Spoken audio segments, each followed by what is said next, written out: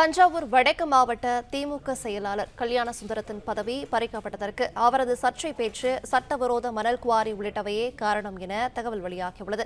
கூடுதல் விவரங்களை செய்தியாளர் ஜெபர்சன் வழங்க கேட்கலாம். ஜெபர்சன், வணக்கம். விவரங்களை சொல்லலாம். தஞ்சை வடக்கு மாவட்டத்தின் செயலாளராக இருந்த கல்யாண சுந்தரத்தினுடைய பதவி பறிக்கப்பட்டிருக்கிறது. தற்போது அந்த வடக்கு மாவட்ட செயலாளர் பதவியை தற்போது கும்பகோணம் எம்எல்ஏவாக இருக்கும் சாக்கோட்டை அன்பழகன் வசம் ஒப்படைக்கப்பட்டிருக்கிறது.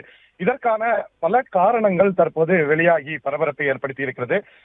திமுகவில் 76 மாவட்ட செயலாளர்கள் உள்ள நிலையில தற்போது ஒவ்வொரு நிர்வாகிகளை சந்தித்து சட்டமன்ற தொகுதி வாரியாக பல்வேறு நடவடிக்கைகள்ல திமுக தலைவர் ஸ்டாலின் ஈடுபட்டு வருகிறார். இந்த நிலையில்தான் தஞ்சை மாவட்டத்துல ஒரு தவிர்க்க முடியாத சக்தியாக வலம் வந்த கல்யாண சுந்தரம் மீது பல்வேறு குற்றச்சாட்டுகள் எழுந்திருக்கிறது.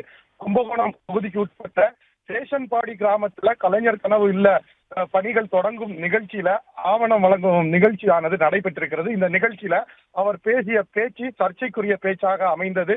இது சமூக வலைதளங்கள்ல பரவியதை அடுத்து அவர் மீது பலரும் விமர்சனங்களை வைக்கக்கூடிய நிலைக்கு தள்ளப்பட்டார்.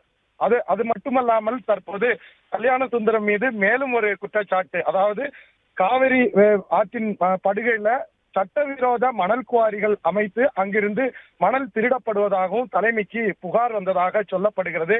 இந்த புகார் எல்லாம் அடுத்து தொடர்ந்து அவரை திமுக தலைவர் ஸ்டாலின் கடந்த வாரம் நேரடியாக அவரை அழைத்து பேசியிருக்கிறார். இந்த குற்றச்சாட்டுக்கெல்லாம் விளக்கம் அளிக்குமாறு அவரிடம் சொல்லப்பட்டிருக்கிறது.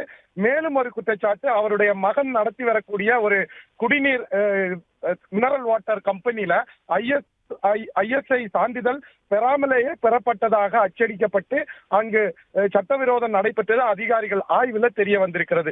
இவ்வாறு பல குற்றச்சாட்டுகள் காரணமாகத்தான் தற்போது கல்யாண சுந்தரத்தினுடைய மாவட்ட செயலாளர் பதவி பறிக்கப்பட்டிருக்கிறது. அவர் திமுகவின் மக்களவை உறுப்பினராக தொடர்ந்து இருந்து வருகிறார். தற்போது வடக்கு மாவட்டத்தினுடைய செயலாளராக கும்பகோணம் எம்எல்ஏ நியமிக்கப்பட்டிருப்பது கட்சியினர் மத்தியில அந்த பகுதியில மிகவும் பேசு பொருளாக தற்போது மாறி இருக்கிறது. பிளே ஸ்டோர் மற்றும் ஆப் ஸ்டோரில் இருந்து பாலிமர் செயலியை QR கோடு மூலம் பதிவிறக்கம் செய்யுங்கள். செய்திகளை உடனுக்குடன் பெறுங்கள்.